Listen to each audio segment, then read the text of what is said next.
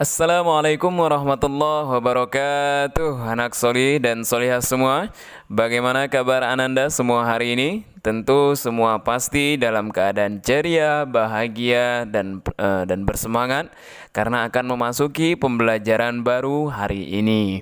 Anak solih dan solihah semua, sebelum melaksanakan pembelajaran hari ini, marilah kita berdoa bersama agar pembelajaran kita hari ini dimudahkan Allah Subhanahu wa taala. Yuk kita berdoa bersama-sama. A'udzu billahi minasy syaithanir rajim. Bismillahirrahmanirrahim. Rabbi shrah li sadri wa yassir li amri wahlul 'uqdatam min lisani yafqahu qawli. Rabbi zidni ilma warzuqni fahma. Amin. Anak solih dan solihah, ya, semoga dengan doa yang kita panjatkan tadi Allah mudahkan kita untuk melaksanakan ya pembelajaran hari ini ya. Hari ini kita akan memasuki pembelajaran pada subtema 1, pembelajaran 1. Ya, tujuan pembelajaran kita hari ini adalah sebagai berikut.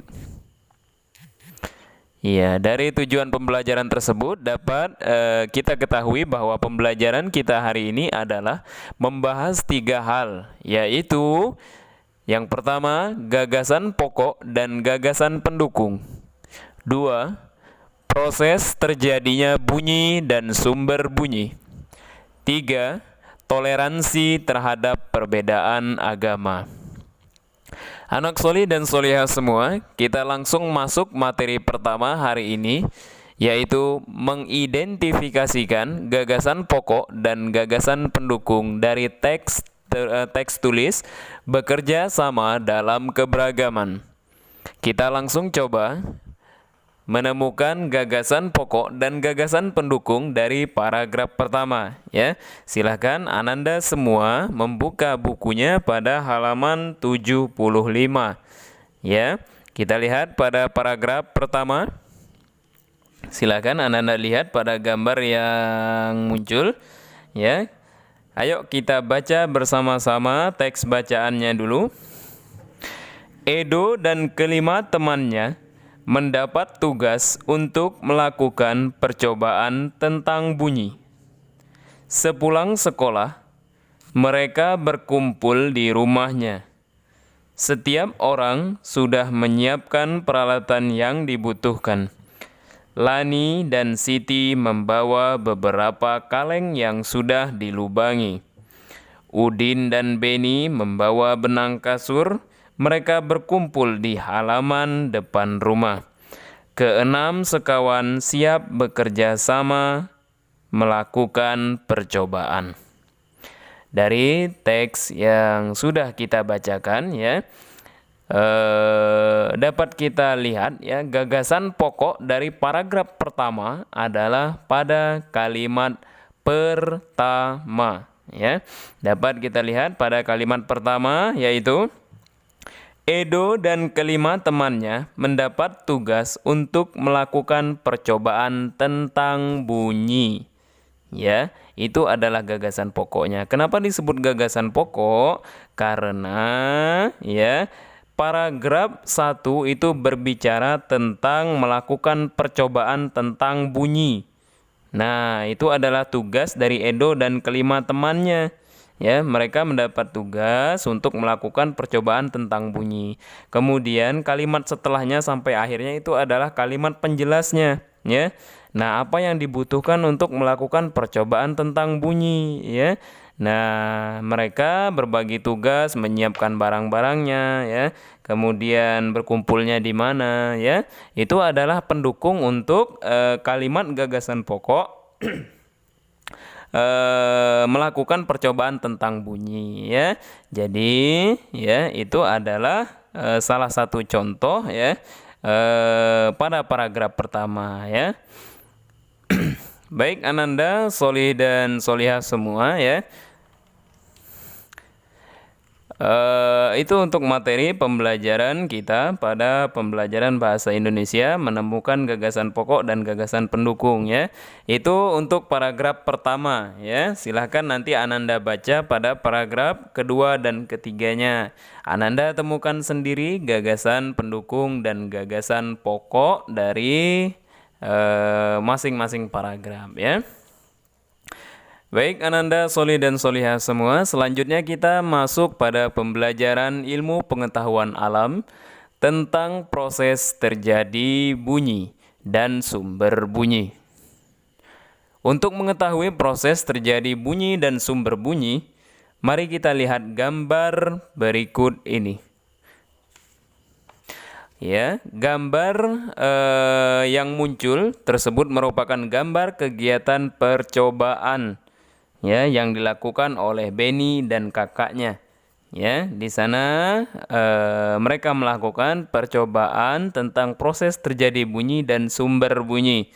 Ya, bisa Ananda lihat semuanya di sana ya. Di sana ada tujuan, ada alat bahan, kemudian serta langkah kerjanya.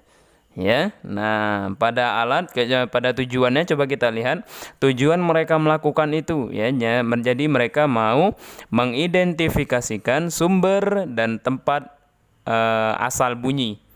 Ya, kemudian alat yang mereka butuhkan itu adalah alat musik tradisional setempat ya. Di sana mereka menggunakan angklung. Nah, gambar angklung seperti yang dipegang oleh kakaknya Benny. Kemudian langkah kerja mereka yang mereka lakukan adalah 1. Duduklah di kursi dan tutup matamu dengan kain. Jadi Benny-nya duduk di kursi, matanya ditutup kain. Mintalah temanmu untuk memainkan alat musik tradisional, misalnya angklung ya di sekitarmu. Nah, ini bunyikan angklungnya, terserah di mana duduknya, di manapun membunyikannya terserah. Yang penting ya Benny-nya ini duduk di kursi. Nah, membunyikannya bebas dari arah manapun. Misalnya di sudut rumah boleh, yang penting nanti Benny-nya menebak suaranya asalnya dari sini. Nah, begitu ya. Kemudian ya nomor 2-nya ya sudah saya sebutkan, tunjukkan tempat yang kamu anggap sebagai asal bunyi. Ya, berapa kalikah kamu menebak dengan tepat? Nah, nanti waktu duduk ya, kemudian alat musiknya dibunyikan. Temannya menebak, Benny-nya menebak asal bunyinya itu dari mana. Nah, kemudian dicatat berapa kali benar menebak asal sumber bunyinya ya. Kemudian dari dari percobaan yang dilakukan nanti bisa dibuat laporan kegiatan ya. Contohnya seperti pada gambar berikut. Iya, begitu ya. Baik Ananda, Soli dan Solihah semua, setelah melakukan percobaan dan menulis laporan, mari kita membahas sedikit tentang indera pendengaran kita yang berupa telinga. Silahkan Ananda perhatikan gambar berikut ya. Ya, dari gambar tersebut ya, kita dapat melihat itu adalah indera pendengaran kita. Indera pendengaran kita adalah telinga ya. Kita wajib bersyukur kepada Tuhan Yang Maha Esa, kepada Allah, karena telah menciptakan bentuk tubuh yang paling sempurna untuk kita. Salah satunya adalah kita diberi indera pendengar, yaitu telinga. Dengan menggunakan indera ini, ya indera pendengar ini, kita bisa mendengar berbagai suara seperti kicauan burung, suara air mengalir, dan suara musik ya. Nah, apa saja bagian dan fungsi indera pendengar ya? Nah, Anda bisa lihat pada gambar berikut ya. Nah, di sana adalah bagian-bagian telinga ya. Kemudian bagaimana telinga ya merasakan getaran ya. Nah, Ananda perlu ulang lagi bahwa bunyi itu merupakan ya berasal dari benda yang bergetar, yang membuat udara di sekitar benda bergetar sehingga menghasilkan bunyi ya. Nah, di telinga juga ada yang membuat bergetar, yaitu gendang telinga. Kalau Ananda lihat itu adalah bagian yang abu-abu. Nah, dari lubang telinga itu pas awal. Nah, itu kan ada warna abu-abu. Nah, itu yang warna abu-abu itu adalah gendang telinga, ya. Nah, sekarang coba kita lihat. Semua bunyi membuat semua bunyi itu membuat udara bergetar, ya. Bunyi itu jadi membuat udara bergetar. Getaran bunyi mengenai gendang telinga yang berupa selembar kulit tipis. Nah, itu yang warna abu-abu tadi. Saat itulah gendang telingamu juga mulai bergetar. Getaran dari gendang telingamu menjadi lebih besar di telinga tengahmu dan diubah menjadi pesan-pesan listrik di telinga dalammu, ya. Nah, itulah sekilas tentang indera pendengaran kita, ya, tentang telinga. Ya. Nah, baiklah Ananda Soli dan Solihah semua. Sekarang ya itu tadi kita sudah selesai mempelajari pelajaran ilmu pengetahuan alam, ya. Sekarang kita memasuki materi ilmu pengetahuan sosial tentang toleransi dalam perbedaan agama. Anak soli dan solihah semua, Indonesia memiliki beberapa agama yang dianut oleh penduduknya, seperti agama Islam, agama Kristen Protestan, agama Katolik, Hindu, Buddha, dan juga Konghucu, ya. Nah, ini masing-masing di Indonesia ada pemeluknya dan yang paling banyak itu adalah pemeluk agama Islam, ya. Nah, bagaimana ya tentang toleransi dalam perbedaan agama, ya. Toleransi itu adalah sikap saling menghargai dan menghormati. Itu yang namanya toleransi, ya. Jadi ketika Ananda semua bisa menghargai, menghormati pilihan orang lain, itu adalah toleransi, ya.